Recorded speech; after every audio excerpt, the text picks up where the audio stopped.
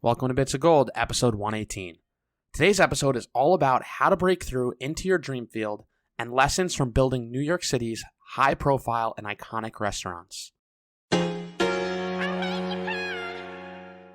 Welcome back to another episode of the Bits of Gold podcast. If you're new here, first off, welcome. I'm so glad you're here. Second, don't forget to subscribe so you never miss an episode. More subscribers help attract more amazing guests to help better serve you with amazing content on how to live with purpose. Now let's get to it. Breaking into some industries can be tough. There isn't always such a clear path. While it may be daunting, sometimes you just need to get into the game to start to have an opportunity. Sometimes you have to create your own path and opportunity will present itself.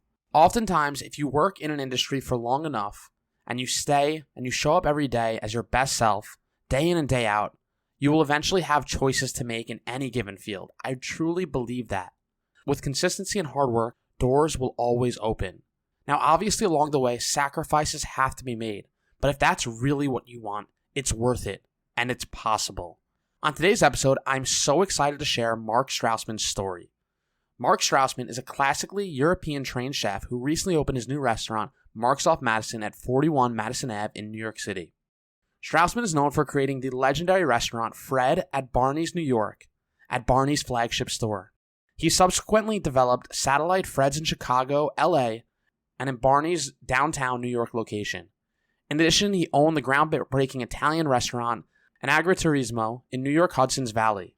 And he partnered to create and manage Coco Pazzo in New York City and Sapore di Mare in East Hampton. Mark's passion project in recent years is to bring back the traditional handmade New York bagel.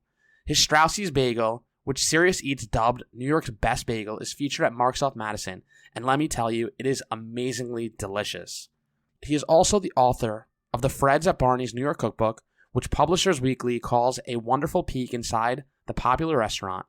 In addition, he's the author of the James Beard Award-nominated Two Meatballs in the Italian Kitchen and the Campagna Table. He has written for Yahoo, the HuffPost, and consults widely within the food and beverage industry. One of the things that absolutely fascinated me about this episode was that Mark went to an intensive bread-making course prior to launching with his own bagel.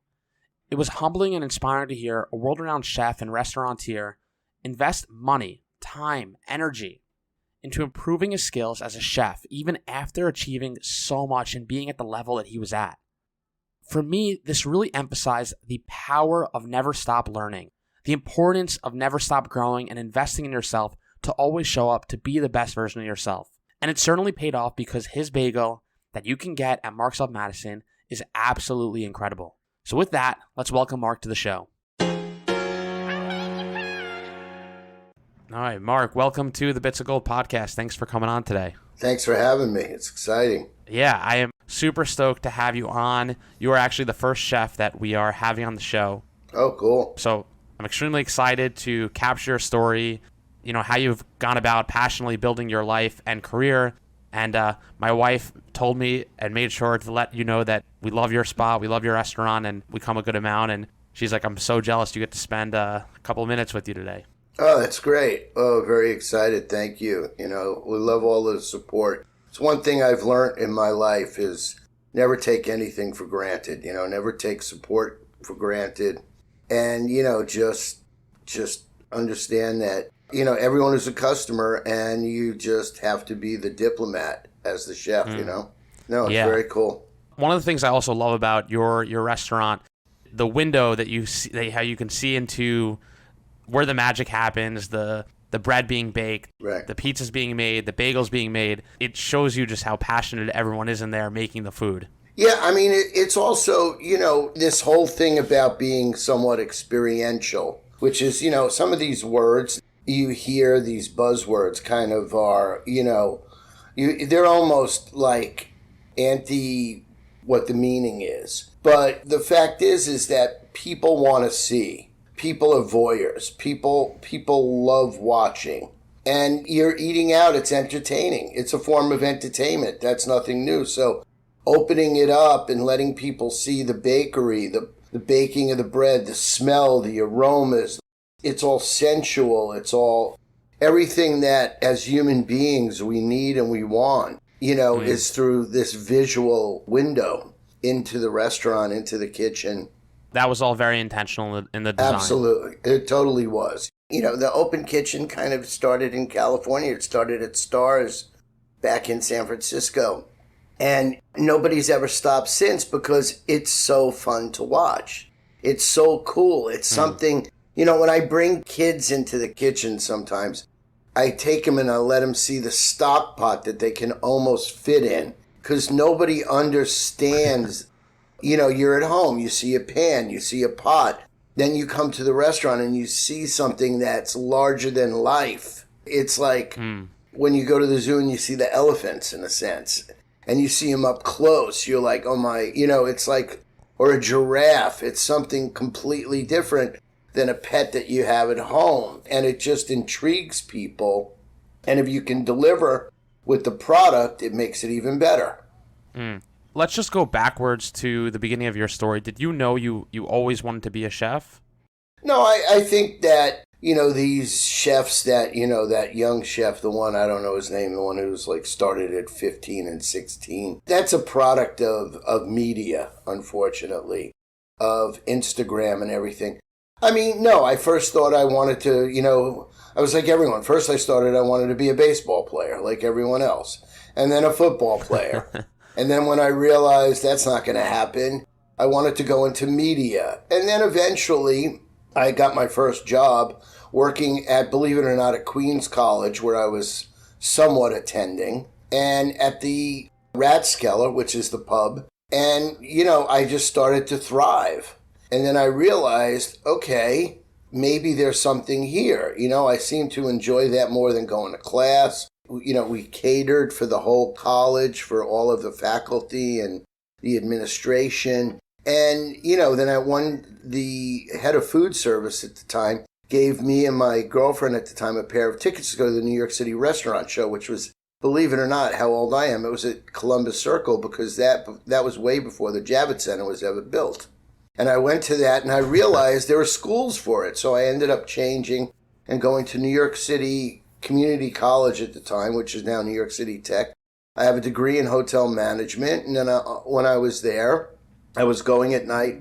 And by that point, I started working in kitchens. This is 1980, 1981. And I saw a little thing on a bulletin board, a 3-month apprenticeship in Germany. Signed up for it, got it. And 4 years later, I came back a European trained chef. And then, that's a story unto itself. It's like learning, and I still use them today. Every night I wrote in a diary, recipes, what we did that day. And, I still use them today. The first time, like you were in the kitchen and you started cooking, did you feel some sort of draw to the art of cooking? Did you have some special feeling where you said, wow, this is what I want to commit my life to? Other than, these childhood dreams of being a baseball player, a basketball player, etc. Right. Well, but basically, some of it is that I was dyslexic, which I didn't really know. As I say now to people, the only time in school that I was really comfortable and excelled was at lunch, was the social aspect of it. So once I started flipping hamburgers at the back of the Rathskeller and taking pizza crusts and making pizza, which we did at the time because it was a college, I started to get joy in what I did, working. And then once I realized that this was an industry, that's when it kind of happened. Anyone who tells you they woke up one day and they found their calling, I mean, I'm not disputing it, but, that's very few.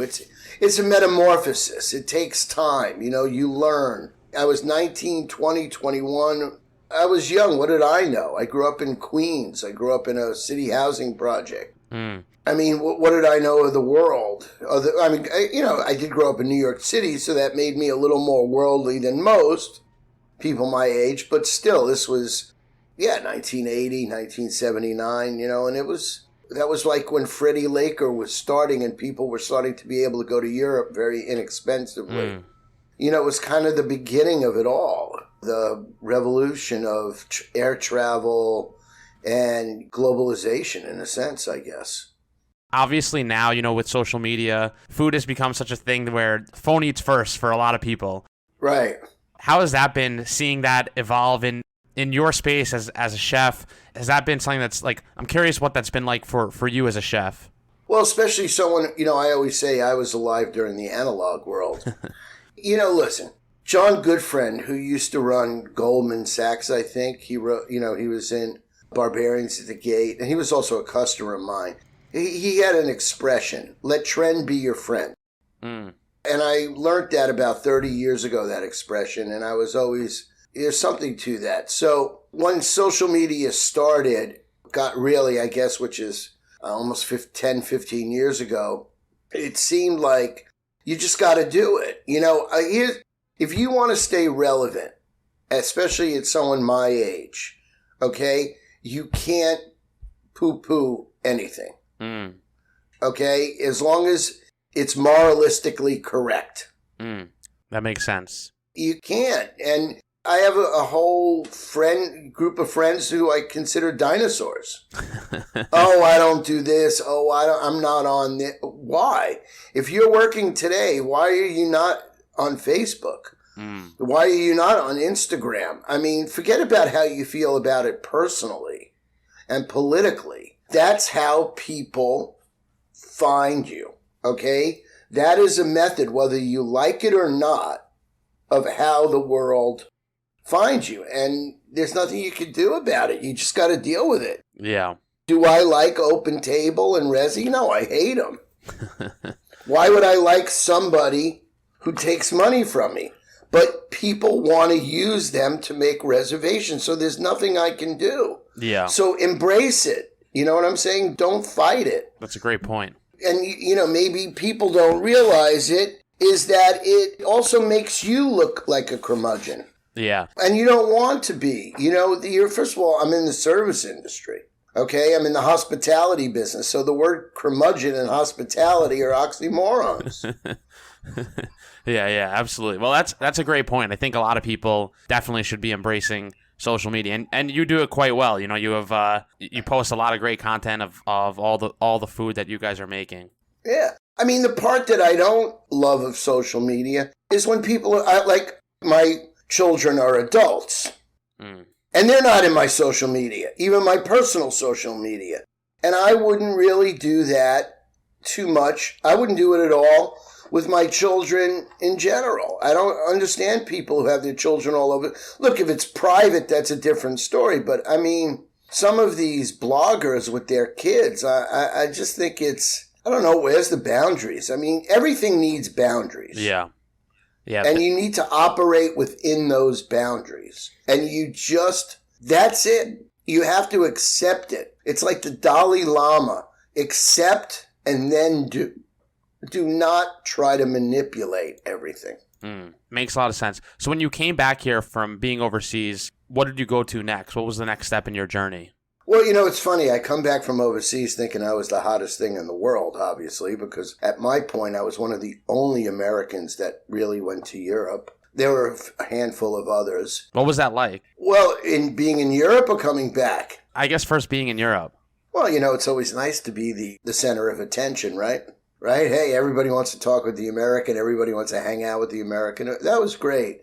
Everybody was great. The Europeans were great in the kitchen. And it's because I worked hard. It's because I never said no. I was willing to. I was there to work. I wasn't there to have a day off. Yeah. And, I was young also at the time, so I could do that. Especially the 2 years I spent in Germany, the Germans really love people who work hard. So I was very well accepted. But when I came home, I kind of hit a wall, and then I realized that people who were hiring me, except owners for restaurants, kind of were a little, like somebody once said to me, and, it was very nice of him, and we had been friends for a long time after this, was, Mark, I'm not going to hire you. You're going to take my job. You have better references than I do.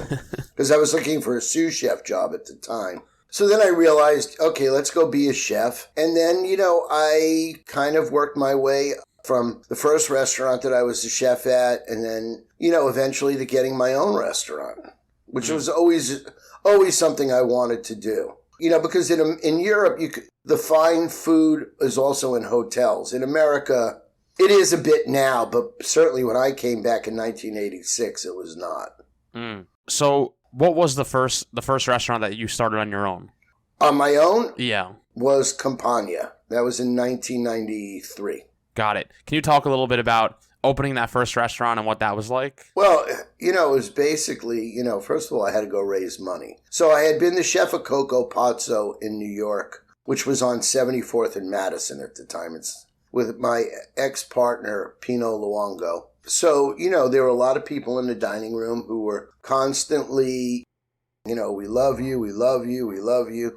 So, I got one of my customers who helped me put together a business plan. And I came up, obviously, he put the business plan together. I put up with Campagna, what I wanted to do, how I wanted it to look and everything. And I went around, and back in 1993, you could raise $700,000 and open a restaurant in New York City. Right now, you can barely do it for $4 million. Wow. Yeah. Wow, that's crazy. Yeah. And I'm talking both turnkey operations where you're going in where it was a restaurant before that. Okay. Okay? So on par and on level. Yeah. Wow, that's wild. Crazy. Yeah. Wow. Yeah. I think most people don't think about that when they think about restaurant opening up, necessarily the cost, and also they might just see the chef or see that element of it and say, oh, this person's a great chef and they're going to open up this restaurant, but not necessarily the business piece that comes with it. That has always been, for me, also an issue, too, is, it's like they say about your brain. If you excel in one part of your brain, there's always a little deficiency in the other. And very rarely, that's why a lot of chefs have business partners. Yeah. But, the whole thing with partnership is making sure everyone understands where they are in the ocean, the pecking order, right? Yeah. Exactly what kind of size fish you are. But, the other thing that I tell people that's really important is, just don't look at my side of the industry, which is the fine dining, the expensive, the chef, really, romantic.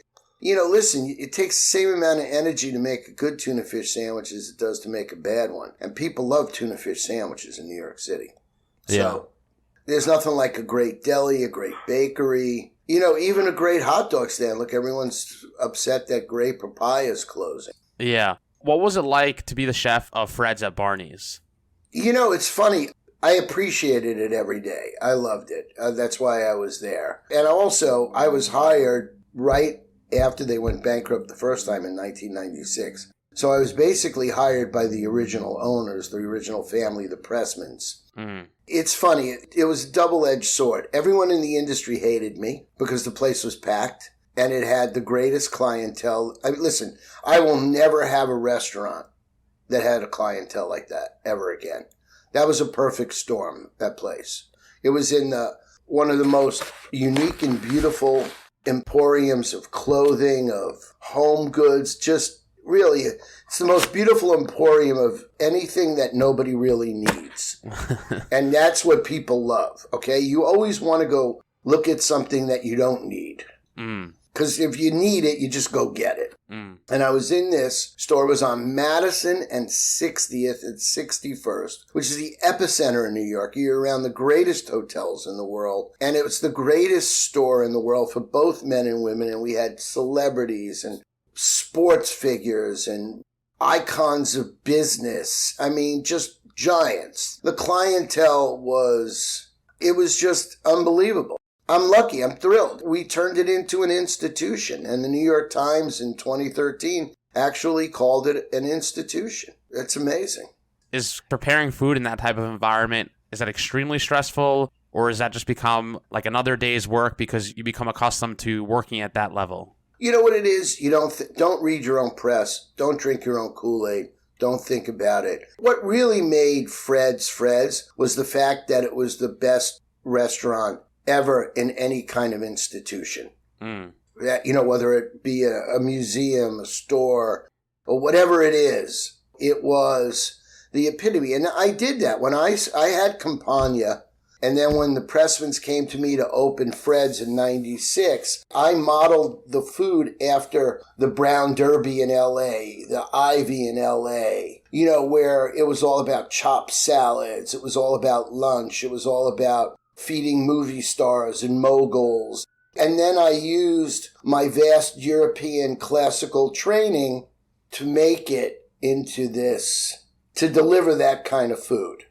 where, we made dressings from scratch. The salads were all composed, and it changed, and there was seasonal food. And you could go in there and you could have truffles like if you were in Le Cirque. And you could have Mare if you were in the south of France. And at night we did a bouillabaisse like if you were at Tate in Cap d'Antibes, or Juan Le Pan is where it is. I don't want to be corrected by someone. But what I realized is Barneys sold world-class clothing. We needed world-class food. And it worked, and all I did was go in every day to try to make sure that it was consistent. Look, you eat out. Yeah. Yes, you would love to go and have a meal that you could just run around and tell everyone, oh my God, this is the greatest thing that I've ever had. But what you really crave is consistency. You want it when you go out to eat in restaurant A on a Monday and you go back on Friday, you don't want it to vary. You want it to be exactly what you remember, especially if you're bringing someone else to show them. You want it to deliver. Right. But consistency. Yeah. That's the most important. One of the things that was written about the 21 Club back in the day when it was really the 21 Club was it was consistently mediocre. But it was consistent. Yeah. And everybody knew how to navigate it. Like you would hear people say, well, you go there, if you want the hamburger medium rare, order it rare. Got it. Right? I'm being facetious, but I'm not. Yeah. Because people love the room, they love the excitement, and what they were able to do at the 21 Club was create consistency. That makes a lot of sense. What led to Fred's closing down? It was just that Barneys went out? Yeah, pretty much. What was that like? Because it's like, on one hand, you're sort of at the top of the game there. This was a slow drip, right? It really was. Nobody was surprised. Disappointed, yes. Surprised, no. And basically, it was horrible. It's horrible. Look, obviously, I survived, and I came out the end much better, but, you're more worried about your staff, people who have young kids, and we're living paycheck to paycheck. Remember, my industry, as most people in the service industry and a lot of other industries, are living paycheck to paycheck. It was gross mismanagement, unfortunately. I have nothing against any industry, but hedge fund investment bankers are not merchants. They're polar opposite, and they had no idea how to run it. And investment bankers are not departments of human resource either. Yeah. Because when, listen, they're like, I'll abuse you, I'll scream at you, but I'll pay you $2 million. Listen, someone gives me $2 million, scream at me, yell at me. It's fine. I got no problem. As long as the check clears. Yeah. So after Fred's closes down, how did Marks Off Madison come about? Well, Marks Off Madison was planned, and the lease was signed before Fred's close. I was at a certain point, I don't want to say I was getting bored, but there was nothing more I could do. Because every time I changed something, people yelled at me. Why are you taking that off the menu? And I went to, ma'am, it's lasagna. It's 400 degrees outside. Okay? We'll bring it back in the fall. She looks me square in the face, this woman. She goes, Mark, in case you haven't realized, your restaurant's air-conditioned. That was it. I knew it was it. Then I realized, okay, dude, you're stuck. If you want to do something else, if you want your creative juices to flow, you got to find another outlet, because it's not what I believe in as a chef, as a restaurateur, and as a human being, is not to disappoint people. Give this lady lasagna at Fred's, go downtown and open up a restaurant. You go to the farmer's market and make whatever you want, Mark. That's really how it came about. So you signed this lease ahead of time, and yeah. Take me through opening up Marks Off Madison, making that menu, making the experience exactly what you wanted it to be. I'm curious what that journey was like for you.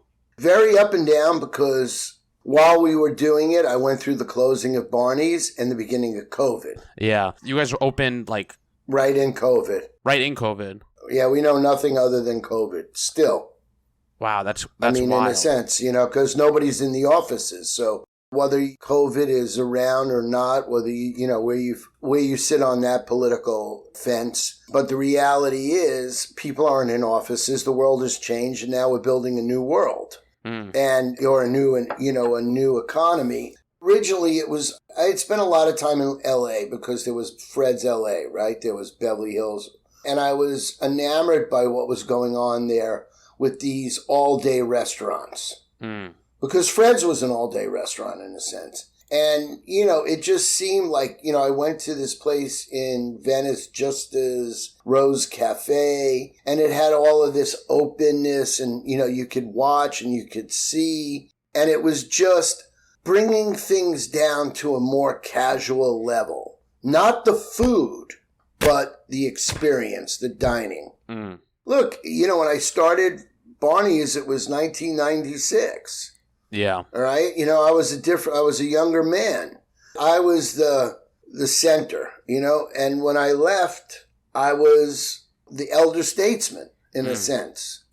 So it didn't matter what I liked. I would just accept what is the next generation of client want. And it seemed to me what was going on in LA was it. It really was. What was going on in, what they were doing at Tartine, also in San Francisco. What I don't love about places like Tartine is the rigidness of the way in which they treat the customer. I've never been there. Let me explain something to you. You don't need to be lucky enough to eat in my restaurant. Thank you for eating in my restaurant. Yeah. Okay, and that's Tartine in San Francisco. That's a lot of San Francisco. Not so much in LA, but really just like, it's like a mecca. This is what we do. It's elitism. Okay. Which is what I despise because that's so unhospitable. I like it. Yeah. When you created Marks Off Madison, though, what was the thing that you were hoping to achieve, or in terms of the vibe, the creation? I'm just curious around the intentionality behind rebuilding things on your terms. Well, first of all, I love the look of Fred's, okay? It was done in the international style. It lasted for 20 years with very little renovation. In fact, nobody even wanted it renovated, other than painting the walls and, filling in the cracks and buying new furniture every now and then. So it was this international style. An architect tells you what's the benchmark for international style, and it's the UN building, right? It's these clean lines, crisp. So I wanted that. I wanted people to feel that it was an extension of Fred's a little bit because that's what I was known for. I mean, Campagna was a very rustic-looking restaurant. It had wood beams on it. It looked like a Tuscan farmhouse inside. And I didn't want that. That was a different time in my life. And it was also, frankly, not what I was known for. So we went to the same architects that did original Fred's, David and Evelyn Sheffer Design. And together we did that. And then I realized that I got one more shot. I wanted this to be my greatest hits tour. I called it Act 3. Act 1 being Europe, Act 2 being, Fred's, Campagna, Coco Pazzo. And this was going to be Act 3, and it is Act 3. And that Act 3 usually in a play is, the act where everything comes together, right? Where it's either a good play or a bad play, right? Yeah. Is the last act. So I wanted to be able to do it one more time, everything. So that's where I decided to meld Jewish and Italian. What a combo. Well, it's New York, man. Yeah. When I grew up in a city housing project. There were 2-bedroom apartments. There were 4 apartments on the floor. 2 1-bedrooms, which were older people. And then there were 2 families on my floor. My family, which was Jewish, and the other family at the other end of the hall was Italian. So when you open the elevator door, the smells were intoxicating. And that, to me, is New York dining, okay? Yeah.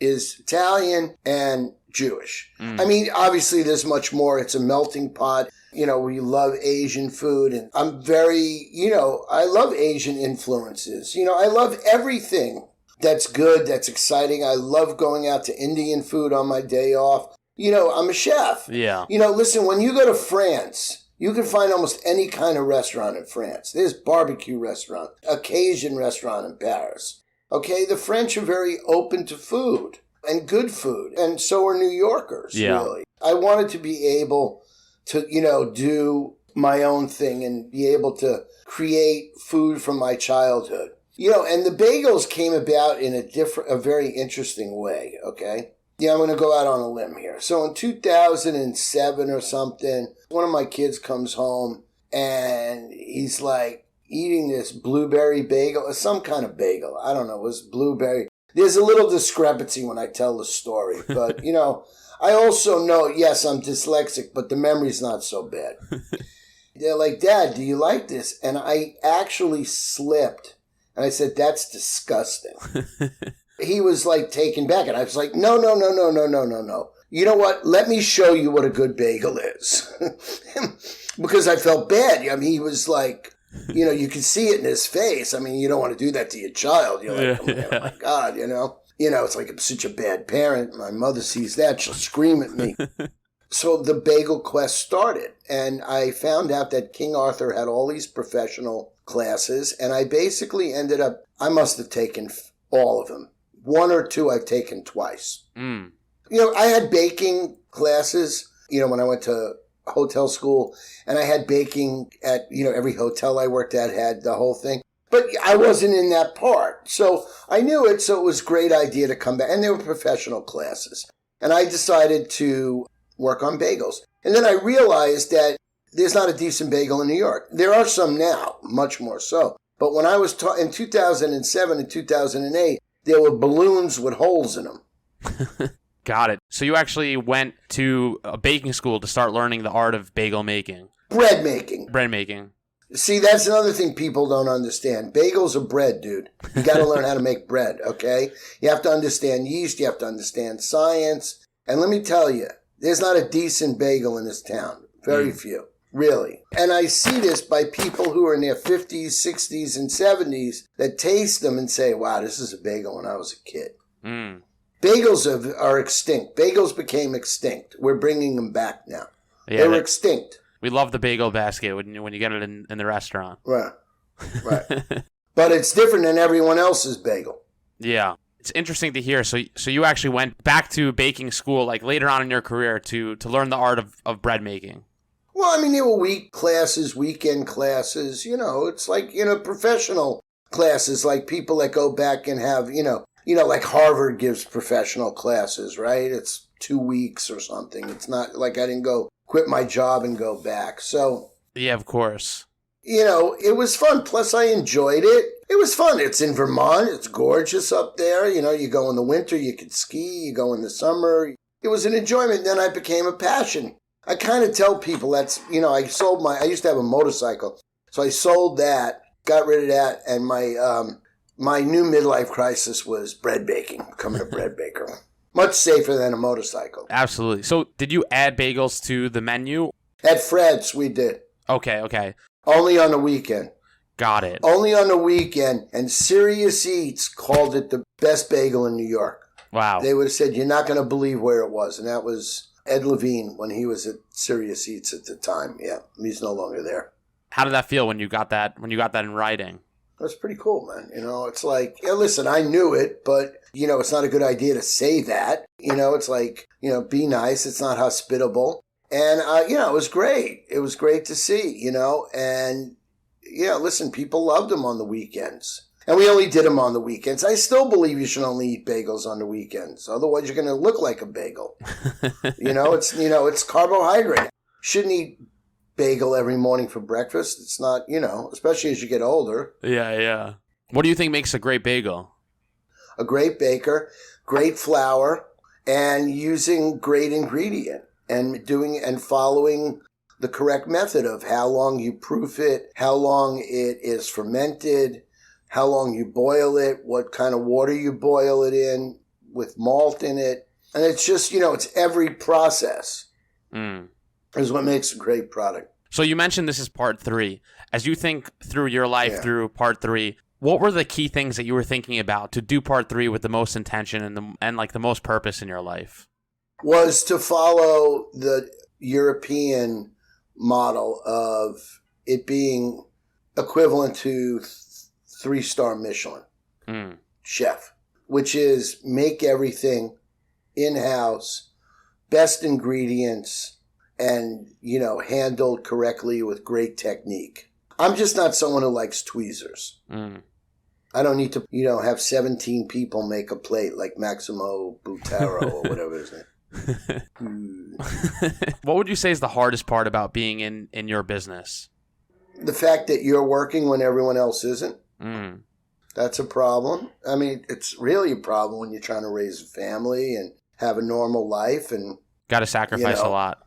Yeah, I mean, and the family sacrifices and stuff. And, everyone says, oh, can you name me a business that's easy? I'm not sure there are that many, especially right now. Yeah. I mean, I'm not saying, look, being in the restaurant business is hard, but being in a lot of businesses is hard. Anything that you're dealing with the general public and you're dealing with a front door that opens to the outside, street level. It adds an intensity level that's different when your office is on the 18th floor. What would be your advice to someone who is in the industry, one day wants to own a restaurant, do something in the hospitality restaurant industry? What would be your advice to them? Go work for someone you want to be. Look for someone you want to be. Nobody does it by themselves. You've got to go work for people who are great, and they will teach you how to be great by just being there and observing. And you will get why people come there. Like in Fred's, everyone got why people come there because it was the cones of French fries coming out, the bowls of salads. Everyone got the cool, the excitement. It's like Apple, the computer company. It's an excitement. That's what people want. What makes people want something? Creating that want. Along the way, you mentioned like the sacrifice that it's taken to get to where you are in your career. And obviously, early on in your career, if you're just going to get started in that industry, it's not necessarily the most lucrative, right? It's really a labor of love. So, like, how did you navigate that early on? Was money always an afterthought? I'm curious how you balanced your desire to one day start a family, put food on the table, and maybe the stress that comes along with, I want to be in this industry, but it's very hard to thrive financially long-term, things of that nature, things that might come into someone's head as it relates to being in that industry. Like how, I think maybe a lot of people who want to be in that industry, they might have jobs maybe that are more corporate where they're maybe very well-paying jobs, and they say, I really love food. I want to be in the hospitality industry, but got to leave some money on the table to do what I really love. Unfortunately, I didn't do it that way. The best way to be in the hospitality industry is start when you're 19, 20 years old. When you have no expenses, you have no family. And I never took a job for money until I got older. Never. I always wanted to say, I want to work here. I want to work for this guy. I want to work in this kitchen. I want to work in this environment. And that's what I tell young people today. Don't go for the money. The money will come. Go for the experience. Go to work. If you're an architect, you want to work with the greatest architects ever and get paid nothing. And find out, why is this the greatest architect? Everybody starts with a lead pencil and a piece of paper. What makes him? Paul Bocuse had the greatest saying. Everyone starts with water. His soup better than the other guy's soup. And it's true. Why? And that's what you need to learn. So you think you just need to be willing to sacrifice? Well, you need to learn. Travel, get off your backside, go do something that's maybe not fun. Yeah. Look, people who want second careers, I have a tremendous amount of respect for. I do. And, they need to do the same thing. They need to do the same thing, is to go and do it. And try to do it on the weekend in the beginning. Don't you work for an insurance company? I mean, don't quit your job. Work in a restaurant on Friday and Saturday night. A lot of restaurants around this country, even in the city, need more people on the weekend than they do during the week. We love people who want to work on the weekend as long as they come every weekend. Yeah. Make sure that that's what you want to do, because you like to cook at home. That has nothing to do with my business. Nothing. Okay? Do a lot of people think that, you think? Absolutely. All the time. Obviously, they're very different, but what would you say is like the biggest misconception, or why would people even equate the two as the same? Here's what I tell you to do. Tonight, go invite 3 other people over to dinner and make 4 different dishes and get it on the table the same time when it's hot and cooked correctly.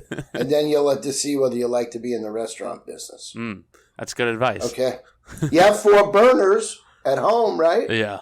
So you could do 4 frying pans, so make 4 different dishes. Make an omelet for someone, make a salmon for another, whatever it is.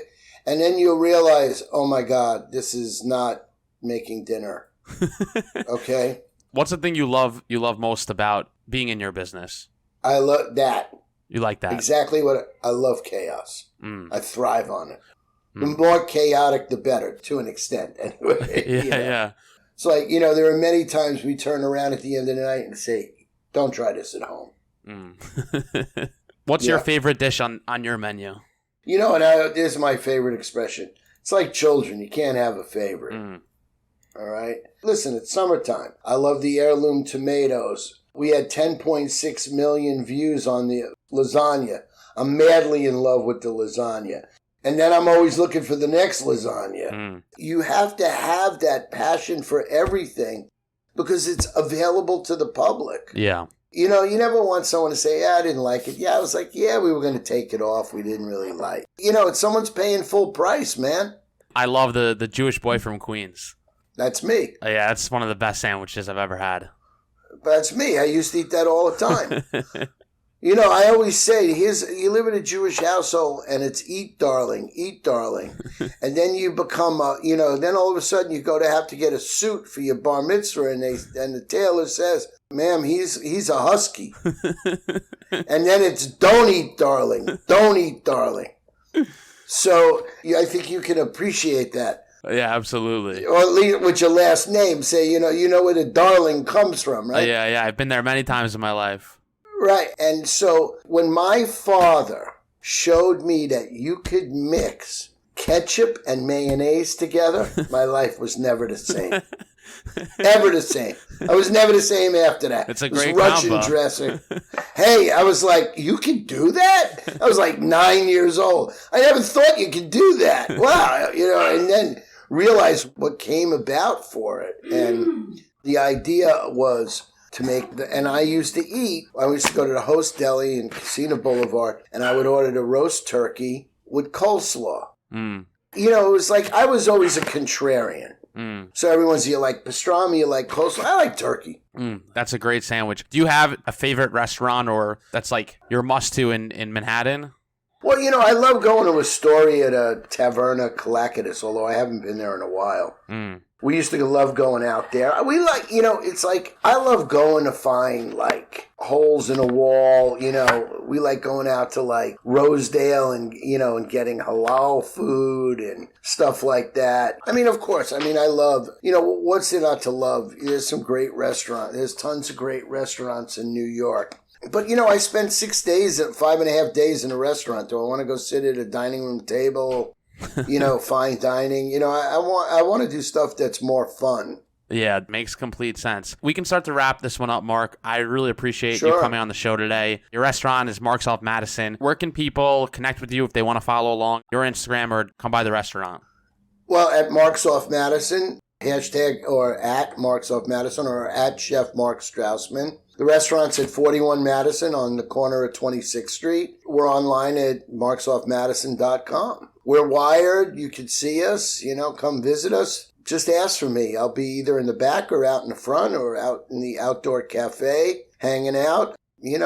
Right now in this environment, to get people to come into work every day, I can't be on the beach. I need to be there. Well, Mark, thanks so much for coming on the show today and sharing all your bits of gold. Oh, my pleasure, man. Thank you. I'll see you soon. All right. You bet. All the links for this episode can be found in the show notes. If you found something from this episode inspiring, moving, impactful, I want to hear from you. Shoot me a message. You can find me on Instagram at DanLevGoldberg. Finally, if you can please leave a review on Apple Podcasts or Spotify, it would mean the world. It really helps with growing the show. That's all for today. Thanks for living with purpose today and every day, and I'll see you next time. I love your podcast. This is gold. This is where it's at. Bye.